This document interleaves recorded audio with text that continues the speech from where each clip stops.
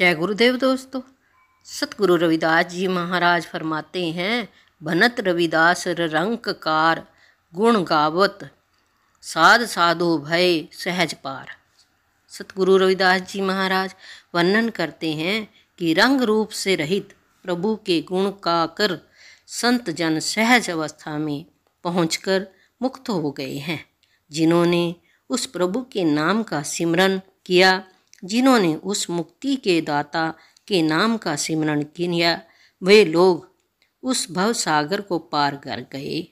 अगले दोहे में रविदास जी महाराज फरमाते हैं, अनेक अदम जीव नाम सुन उदरे पतित पावन भय प्रसाद।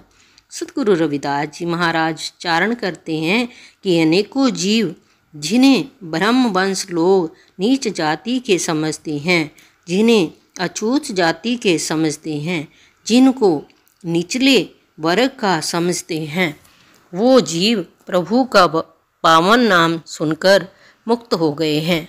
और ऊंच जात जो अपने आप को अभिमानी समझते हैं, वो तो सतगुरु रविदास जी महाराज इस जीव को समझाते हुए फरमाते हैं, मन वचन कर्म रस कसे है, लुभाना विनस कई जो कहाँ समाना। सतगुरु रविदास जी महाराज ये जीव को समझाते हुए फरमाते हैं कि यह जीव संसार की माया में मगन होकर मन में माया के बारे में ही सोचता है और वचन विचार और कर्म भी वही करता है जिससे जीव को माया प्राप्त हो।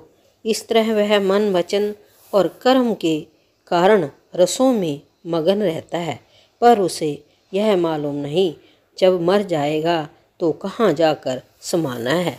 आगे जगत गुरु रविदास जी महाराज अगले दोहे में फरमाते हैं, हर के नाम कबीर उजागर, जन्म जन्म के काटे कागर। सतगुरु रविदास जी महाराज अपनी वाणी के द्वारा इस जीव को समझाते हुए फरमाते हैं कि परमात्मा का नाम जप कर कबीर जी इस संसार में प्रसिद्ध हुए हैं, जिन्होंने अपना तो जन्म जन्म मंत्रों का हिसाब किताब काटा ही, बल्कि संसारिक लोगों को एकता समानता और भाईचारे के मंत्रों में पिरोकर परमात्मा का नाम जिया कर पार किया है।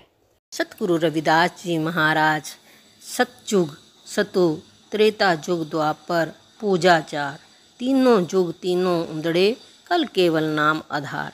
जगत गुरु रविदास जी महाराज इस जीव को अपनी वाणी के द्वारा समझाते हुए कहते हैं कि सतयुग में सच बोलने की प्रधानता थी, त्रेता युग में यज्ञ करने की और द्वापर युग में पूजा की। तीनों युगों में तीनों कर्म वेद शास्त्रों में नियत किए गए थे। कलयुग में देवी देवताओं को आधार माना जाता है। सतगुरु रविदास जी महाराज ने चारों युग प्रधानताओं को न मानते हुए मानवता को उपदेश दिया कि उपर्युक्त चारों युगों के कर्म करने से जीव भव सागर से पार नहीं हो सकता।